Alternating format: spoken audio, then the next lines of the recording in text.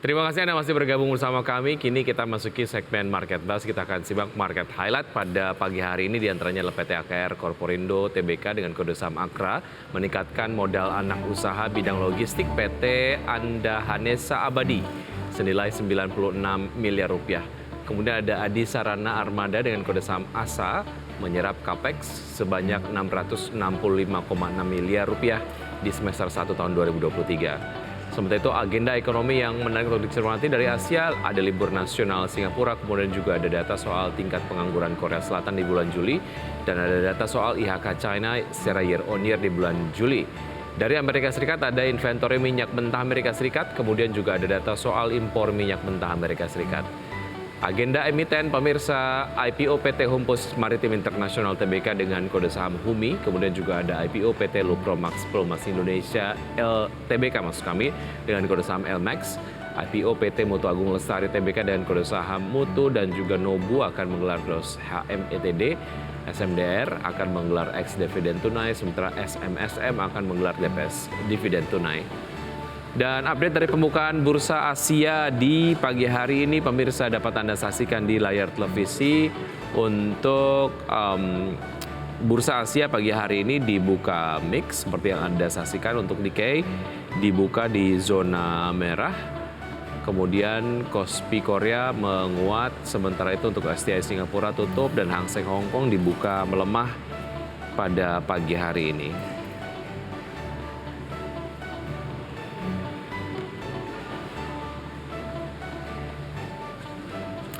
Dan pemirsa saat ini sudah tersambung melalui video conference ada Bapak Hans Kueh, beliau adalah pengamat pasar modal. Selamat pagi Pak Hans. Selamat pagi Pak. Baik, terima kasih sudah bergabung bersama kami Pak Hans di Market Buzz. Ada dua sentimen utama global terkait dengan data China dan juga downgrade sejumlah bank Amerika Serikat oleh lembaga rating Moody's. Sejauh mana ini kemudian akan menjadi fokus pelaku pasar di perdagangan hari ini ataupun mungkin sisa minggu ini Pak Hans?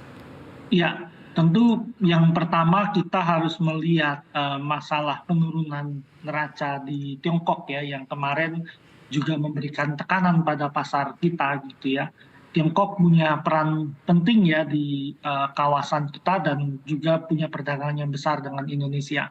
Nah kalau kita lihat ekspor impor China ini memang turun ya, tapi penurunannya ini tidak terlepas dari masalah yang dihadapi, yaitu Federal Reserve dan berbagai bank sentral menaikkan tingkat suku bunga secara agresif dan terjadi perlambatan ekonomi global gitu. Memang waktu itu Eropa udah masuk ke periode resesi gitu ya, biarpun bisa keluar dari resesi, tapi pertumbuhan Eropa sangat lambat posisinya.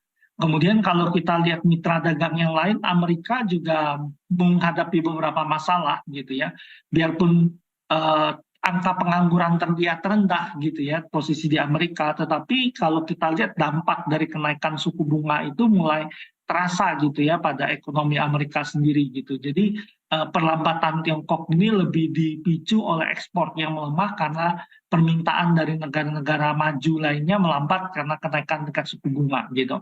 Sedangkan di dalam negeri Tiongkok kehilangan momentum pemulihan pasca pandemi COVID gitu ya. Ini lebih difaktor oleh selama ini Tiongkok ini tumbuh karena konstruksi dan properti ya yang sangat booming di negara tersebut. Tapi pasca pandemi terlihat bahwa pembangunan konstruksinya melambat, kemudian properti juga menghadapi masalah di Tiongkok sehingga terjadi pergeseran gitu ya di Tiongkok sendiri. Jadi sekarang Tiongkok harus tumbuh dengan konsumsi dalam negeri. Itu faktor yang mempengaruhi dan itu berimbas negatif pada kita. Nah untuk isu kedua adalah penurunan rating ya oleh Moody's terhadap 10 bank di Amerika. Ini menyebabkan pasar Wall Street terguncang, turun ke bawah.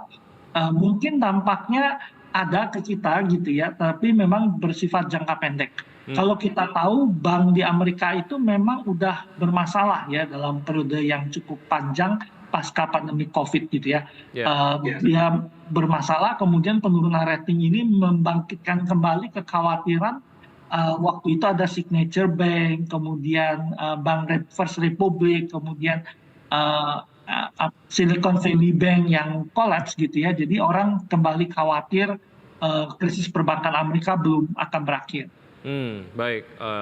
Kalau kita kemudian bandingkan apa yang terjadi di China dan juga Amerika, most likely mungkin yang cukup berdampak signifikan adalah yang terjadi di China begitu. Tapi kemudian yang terjadi di Amerika Serikat ini akan memberikan dampak tapi hanya sementara saja begitu ya. Masih bersama Marketplace dan kami akan lanjutkan perbincangan bersama Pak Hans Kueh, pengamat pasar modal. Kita akan membahas saham-saham pilihan pagi hari ini. Pak Hans, ada 4 saham pilihan yang Anda rekomendasikan, diantaranya adalah ada Arto dengan support di 2.500 dan resistensi di 3.080, rekomendasi buy. Kemudian ada ASSA, support di 1.110, resistensi di 1.380, rekomendasi buy. Dan HIL, support di 1.385 dan resistensi di 1.545, rekomendasi buy. Kemudian ada MPPA, support di 74 dan resistensi di 122, rekomendasinya juga buy. Kita akan bahas satu persatu. Pak Hans, Arto terlebih dahulu, silakan. Ya, kalau kita lihat sebenarnya saham Arto cukup menarik ya. Memang tahun ini memang terlihat ada rebound ya saham Arto sesudah pergerakan negatif benar-benar di tahun lalu gitu ya. Nah, saat ini memang ada koreksi kembali terjadi, tapi kalau kita pikir tren suku bunga US yang sudah kemungkinan tidak akan naik lagi menyebabkan kita merekomendasikan Arto sebagai salah satu yang di trading ya di jangka pendek. Rekomendasi beli di 2580 sampai dengan 2720, cut loss di bawah 2520, target kita 2790 sampai 3080. Oke, level terakhir di 2760, artinya ini masih agak jauh dari level support yang Anda rekomendasikan di 2580 ya Pak. Tapi secara beberapa indikator artinya koreksi ini untuk Arto akan terjadi dan akan masuk ke level support yang Anda proyeksikan. Ya, kalau ini kita lihat memang akumulasi ya, jadi di Arto ini dari 2580 sampai 2720 gitu. Mengingat memang tren bunga itu memang di US sudah mulai berakhir, di dalam negeri bunga mungkin tidak naik lagi. Kemudian saham teknologi di luar udah rebound ya, jadi posisinya Arto ini untuk trading jangka pendek cukup menarik. Oke, secara laba Bank Jago sendiri naik 40% pada semester ini juga menjadi satu hal yang menarik untuk dicermati dari Arto, tapi kemudian rekomendasinya masih jangka pendek saja ya Pak untuk Arto? Ya. Baik, oke, dari Arto kita menuju ke saham pilihan berikutnya. Pemirsa, ada ASA dengan rekomendasi buy. Silakan analisisnya Pak Hans. Ya, ASA juga cukup menarik ya, sektor transportasi gitu ya. Memang kalau kita lihat dari bulan Juni mungkin udah konsolidasi ya sahamnya, jadi tidak terlalu bergerak banyak dan cenderung terkoreksi. Area-area ini kita lihat di sekitar buying area ya, karena dekat support area. Jadi ini technical kita rekomendasikan beli di 1110 sampai 1190. Cut loss di bawah 1080, target kita 1290 sampai 1380.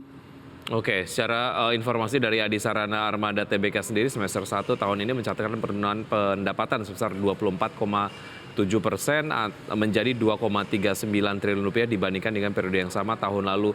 Kalau kita lihat rekomendasinya untuk ASA sendiri sama trading seperti yang tadi ke saham sebelumnya atau ada rekomendasi lain yang juga menarik Pak Hans untuk ASA? Ya, ASA ini sebenarnya dari awal tahun ya, khususnya Maret itu rally naik ke atas ya cukup banyak ya. Dulu harganya cuma sekitar 700-an ya, sekarang udah 1100 ya, sempat sampai 1400. Jadi ini mungkin trading juga ya dalam periode sideways saat ini kita rekomendasikan ASA untuk trading. Oke, mingguan masih mencatatkan penguatan, tapi kemudian secara harga ini cukup dekat dengan level support yang Anda rekomendasikan. Tunggu sampai support yang Anda lihat atau sekarang bisa langsung masuk Pak Hans untuk ASA? Oh ya, jadi kita pikir sih akumulasi 1110 sampai 1190 ya, jadi bisa mulai akumulasi bertahap. Baik. Baru cut loss di bawah 1080 ya, kalau tembus mungkin dia ada perubahan tren jadi turun. Baik, selanjutnya ada HIL dan MPPA. Silakan Pak Hans. Ya, HIL emiten sektor rumah sakit ya. Memang kalau kita lihat beberapa saat ini lagi terkoreksi sahamnya ya. Jadi kita rekomendasi beli di 1385 sampai dengan 1410 gitu ya. Cut loss di bawah 1350, target kita 1470 sampai 1530 untuk saham HIL. Baik, berikutnya ada MPPA. Ya, MPPA juga menarik ya kalau kita lihat ya. Memang ada koreksi sesudah kenaikan cukup dalam ya dalam bulan Agustus ini gitu ya. Jadi kita spekulatif buy 74 sampai 90 ya. Cut loss di bawah 73, target kita 90 sampai 92 ya. Oke. Memang level tertingginya kalau kita lihat sampai 1222 ya, tapi mungkin ini untuk trading dulu di jangka pendek. Oke, kisaran belinya tadi ada di level 74 hingga 90 ya Pak? Ya, 90 ya. Baik, Sebenarnya 83 target level. kita Oke, 83 level terakhir menarik untuk bisa masuk ya? ya. Oke, trading jangka pendek untuk resistance tadi sempat disampaikan berada di level 122. Oke, singkat mengenai pembukaan IHSG pagi hari ini Pak Hans dan rekomendasinya untuk perdagangan hari ini seperti apa? Ya, kalau kita lihat dampak dari penurunan rating 10 perbankan yang ada di Amerika ya oleh Moody's itu agak kecil ya dampaknya.